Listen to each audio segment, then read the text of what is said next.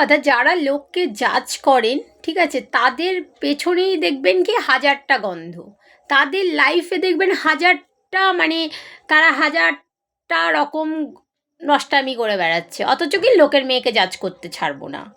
আমি আমি যদি ট্যাটু করেছি কেন আমি খারাপ, নিজের মেয়ে ট্যাটু করলে তখন আমিও ভালো।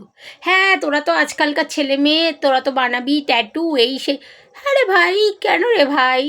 আজকালকার মেয়ে সিগারেট খায়, আমার মেয়েটা তো খায় না। যখন নিজের মেয়ে খাবে তখন ও হ্যাঁ খেতেই পারে, আজকালকার ছেলে মেয়ে বলে কথা, কি করা যায়, ওরা ছেলেমেয়েরা একদম গুরুজনকে মানে না। কেন রে ভাই, কেন রে?